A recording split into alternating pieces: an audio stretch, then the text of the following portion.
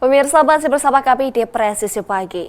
Pemirsa, pelaksanaan kreasi Bayangkari Nusantara tahun 2025 resmi ditutup pada Minggu 27 Juli 2025.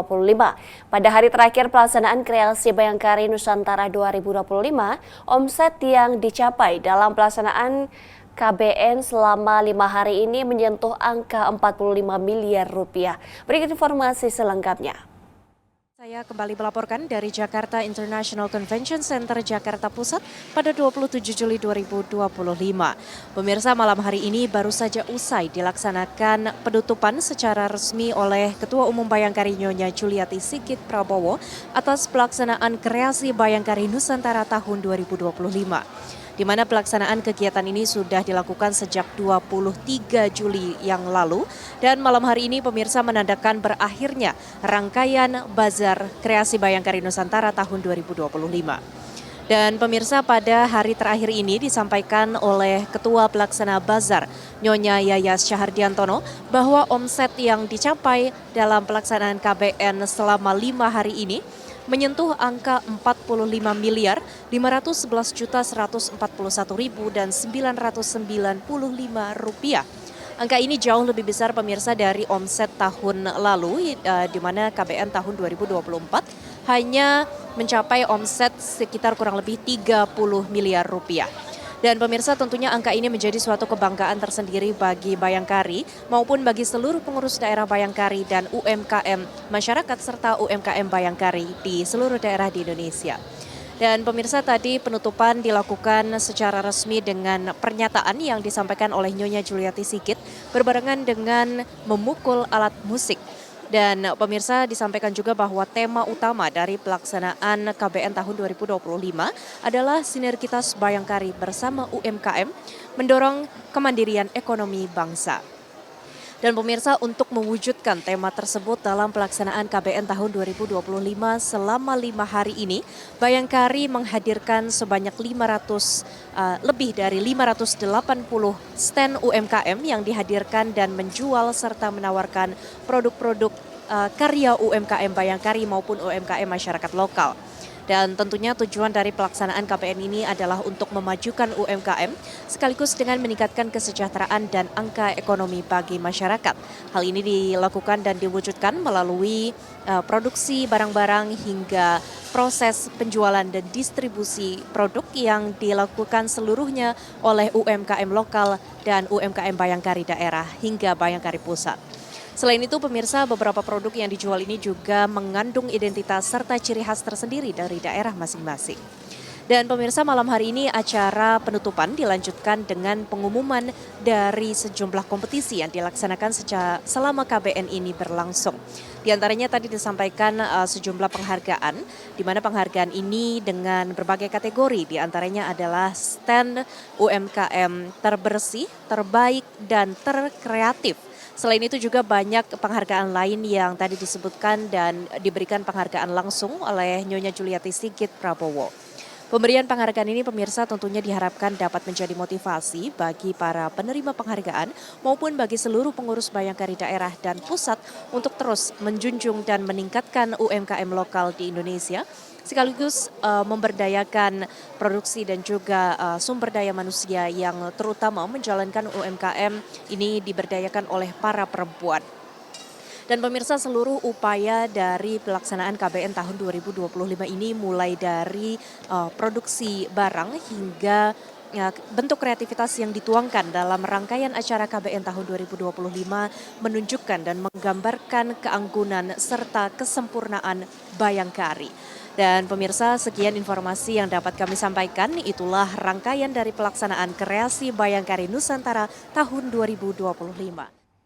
Sementara itu pemirsa, pada kegiatan ini Bayangkari Aceh menampilkan produk unggulan daerah sebagai wujud dukungan terhadap UMKM dan pelestarian budaya Nusantara. Nah, seperti apa keunikannya? Berikut laporan dari Aisyah Baharsyah untuk Anda. Ya pemirsa Polri TV, Anda masih bersama saya Aisyah Barsya dalam rangkaian kemeriahan kreasi Bayangkari Nusantara 2025. Nah sekarang saya berada langsung di salah satu booth UMKM lokal yang berasal dari daerah Aceh. Nah untuk mengetahui detailnya, saya akan berbincang secara langsung dengan Nyonya Rani Kartiko selaku pengurus dari Bayangkari daerah Aceh. Izin saya manggil Ibu ya, lebih akrab gitu. Boleh Ibu disampaikan kepada pemirsa Polri TV apa aja sih yang hadir dalam booth ini? Untuk Aceh terkenal dengan kain istilahnya rawang gayo. Rawang gayo berasal dari Kabupaten Aceh Tengah, ibu kotanya Takengon, sebuah dataran tinggi di daerah Aceh. Salah satu motif rawang gayo itu seperti ini. Jadi ini motif-motif yang ada menggambarkan tentang kebijaksanaan, keadilan, kedamaian, kerukunan hidup yang ada tercipta di masyarakat Aceh. Dengan warna-warna khasnya yang kita lihat, hijau, merah, kuning, putih, dan hitam. Kalau seiring perjalanannya waktu, saat ini motif-motif Aceh sudah bisa dipakai untuk baju seperti jaket, bomber yang kita lihat, karena bisa untuk sekalian mempromosikan produk Aceh, biar orang juga semakin mengenal ada ciri khas budaya sendiri dari Aceh. Namun ada juga kain, ada bentuk kain panjang, itu yang dipakai untuk acara-acara upacara adat, penyambutan tamu penting, atau bisa juga pengantin. Yang tidak bisa kita pakai sembarangan. Wah, sangat luar biasa berarti Bu ya, produk-produk dari Aceh pemirsa yang khusus hadir pada malam hari ini. Nah Ibu, selain pakaian ada yang lain nggak Bu? Iya, saya lupa. Aceh terkenal dengan kopi gayonya. Boleh kami lihat Ibu, izin? Kopi gayo. Ini salah satu contohnya kopi gayo kami. Kopi gayo Aceh ada jenis Robusta, ada juga jenis Arabica. Dan alhamdulillah kalau bagi saya yang punya sakit mah, alhamdulillah kopi Aceh ini tidak bisa menyebabkan mah saya kambuh. Ya, tapi tergantung orang kali ya. Jadi kan berarti sudah ada kopi Robusta pemirsa, kemudian juga emping. Nah, ada yang menarik nih, menarik pada saya. Ya. Ini ada pernak-pernik Bu. Nah, dari Aceh juga ini jangan-jangan. Nah, ini semua dari Aceh dan tentunya dengan tetap motif rawang gayo Aceh. Cuman sekarang dengan seiring berjalannya waktu, kita pun membuatnya dengan lebih modern, tidak hanya memakai warna-warna standar yang seperti saya sebutkan tadi, hitam, putih, merah, hijau, dan kuning. Jadi kita modif dengan warna monokrom yang kekinian. Oke. Nah, izin Ibu, kalau bisa pegang Ibu, izin. Ya, silakan, Bu. Oke. Nah, untuk satu buah dompet ini dihargai berapa nih Bu? Untuk satu buah dompet ini kami menghargai Rp120.000. Rp120.000. Karena ini adalah handmade dan ini ada UMKM dari Bayangkari kami, dari Bayangkari cabang Blok Semawe.